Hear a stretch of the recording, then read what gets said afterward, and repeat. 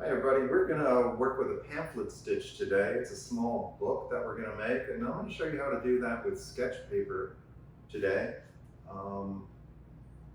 It's something that we have in the past worked with sketch paper to make sketch books, but today I'm just going to show you the pamphlet fold. This is the pamphlet. I'm going to open it up for you a little bit. It is only 8 pages. We're going to have a cover for that. Today we're going to have a white cover, so I'm going to show you how to do that. And again, it's stitched together. You can see that hopefully with the red stitch here.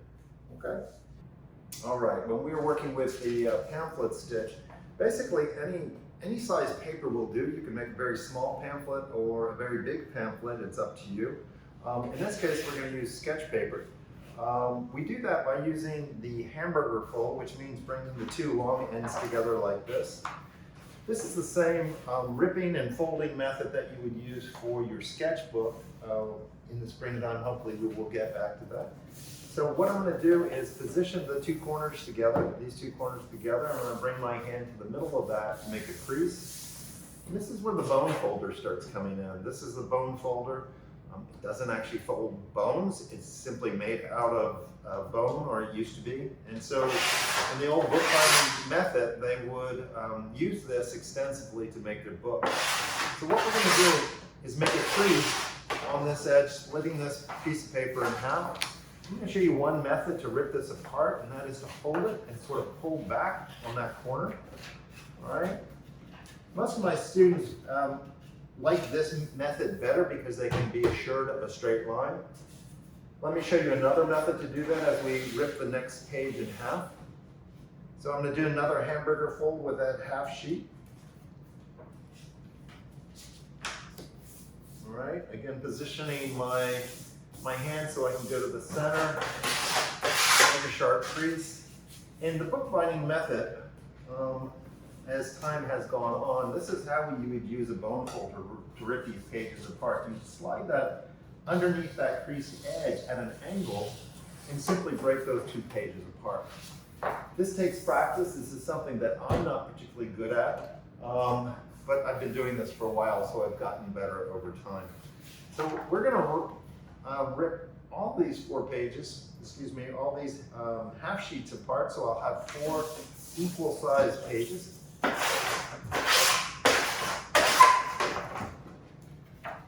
And again, if you've ever seen old books that have been bound with stitching, you'll notice that they have a deckled edge, and that deckled edge does come from this particular device.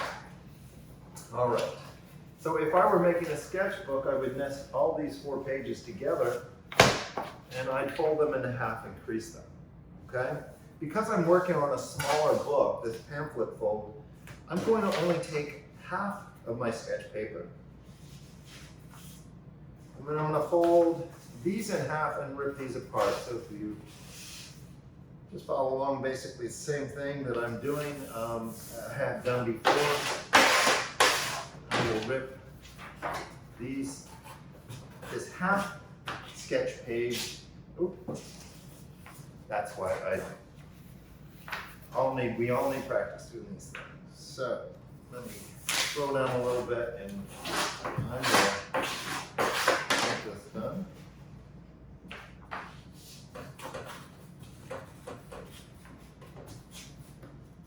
All right. I'm going to go over and pull another clean half sheet.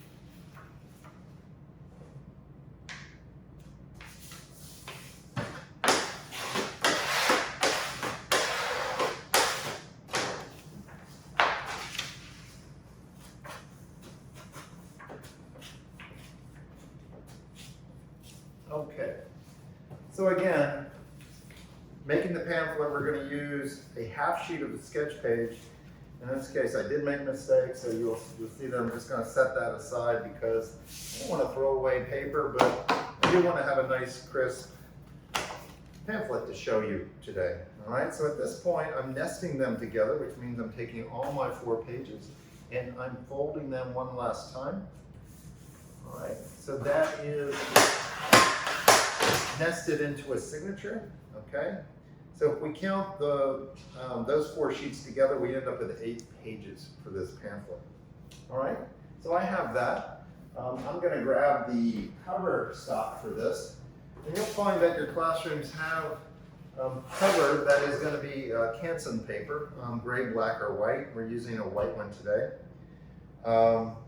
And what you're going to be doing is understanding that the length of this is going to be usable for this cover. And I'm going to show you what that looks like over here. You'll notice that we folded back this cover on the inside of the front and inside of the back so that I have kind of double protection for the cover of this book. So it also cuts us, saves us time from having to rip this to a smaller shape. So I'm going to show you how to do that. Again, I'm just going to fold this in half. This is the Canson paper again, the cover paper. You're going to stick this pamphlet in there, all right, so it's centered in that. You're going to give about a 1/16 of an inch at the top and the bottom, okay? So I'm just going to make a little tick mark here, because what I'm trying to do is make this page be the cover for this. And I want to make this page a little bit bigger than this because the whole point of a cover is to protect what's on the inside of the book, okay? So I have that. I'm simply going to fold that over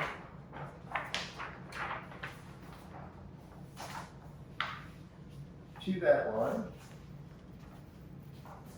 Just pinching that, and hopefully I'll be able to do this. I'm lining up my edges, the bottom and the top at that line, and again creasing that. I'm just going to rip this one down as well. Okay, so again, it should be the height of my book. Okay. So again, as long as these lines, these edges are squared on top and bottom, I know that I have a nice parallel line from the bottom and the top of my cover sheet. Okay. Because I really don't want to do this twice. I'm going to fold it back the other way so I have a nice crisp line here. This is a little bit heavier stock than the sketch page. So it might save you a little bit of effort to rip that apart. You can cut this edge. You don't have to rip it. Cutting the edge will make a nice crisp line. But because I'm just trying to show you in a very simple way how we can get this done. All right, so we are going to stick this in the middle of that, and basically I'm ready to go do my sewing. All right, one of the things I do want to clarify, because I'm working with Canson paper that is very similar in color to the stock, right, or the sketch page, when I folded this together, I created a signature of 4 sheets of paper nested together, and then I used a different type of paper, which is a heavier stock. It's this one is black and it's a little bit easier to see that as the cover. It is a heavier weight paper. We use Canson paper, but it can be anything that you buy. You simply want that cover to be bigger than your text block, or what we refer to as a signature in this case. That's signature is going to make up our area to work in our pamphlet. Okay, that being said, I'm going to place that in the middle here, and I have my cover ready to go. So the next thing I'm going to do is use my pencil, all right, and I'm going to mark off areas where I'm going to start sewing. All right, if I do that from the inside, you won't see that later. So what I'm going to do is I'm going to put an X here so you can see what I'm doing. I'm going to put an X in the middle, right? I'm going to put an X about a 1/4 of an inch on either end. And then I'm going to split that difference. If you would like to measure this, you're welcome to do that. All right. What it's going to end up being is a line here. You'll see the red string, the red thread that's doing that is basically going to create a line of thread on the outside of your book. Okay. So what we're going to do together, right now, is we're going to put this text block or the signature inside this cover. And I'm now going to take an awl. This is an awl. Yours is probably going to be a little bit more lightweight than this. This is a heavier duty awl, but it means it simply has a handle on it and a short point. Okay, hopefully you can see that. So you'll notice that I'm going to do is hold this pamphlet at an angle so that I have like a little canyon to punch through. So I'm going to punch through that hole, right? I simply punch through that hole. You can see the awl on both sides.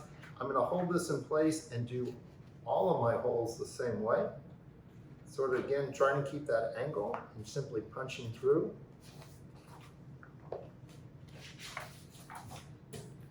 And again, if this is hard for you to do, you can always use bookbinding clips to hold this in place, but generally with the pamphlet, it's not that much work to punch it through. So I have that ready to go. I'm now going to use my thread to sew it together.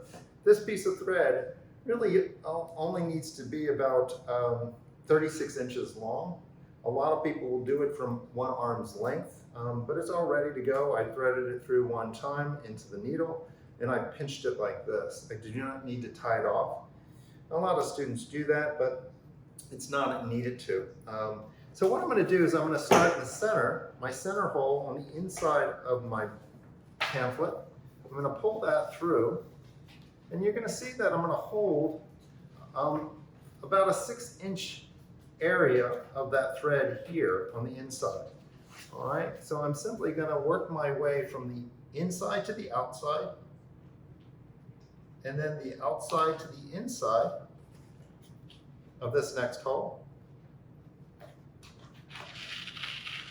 And again, I just want to make sure that I don't pull that all the way through. From here, I come from the inside to the outside. All right.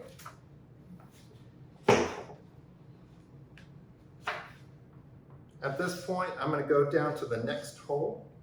All right, and you'll see that I basically have come out of and into this same second hole as I move through. Because I'm working with a little bit thicker thread here, I sort of punctured that thread, and I want to pull it back through. All right, let me get this situated so you can see it. So now I've come from the inside to the outside, back into that area, back out that way, from the outside to the inside of the second hole. And now I'm going to skip over that center hole, and I'm going to come down to this second hole from the other side. All right, let me just clear this little string so you can see that.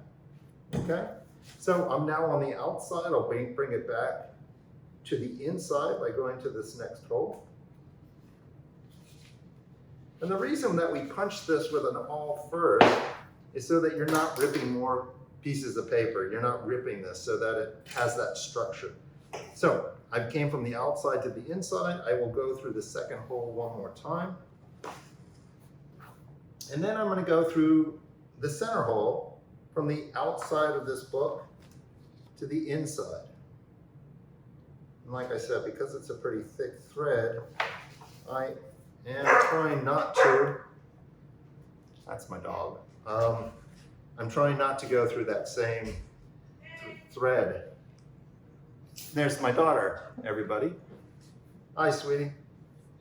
Want to come and introduce yourself to your fellow students here? No. Okay. I'm gonna go get my bike. Okay.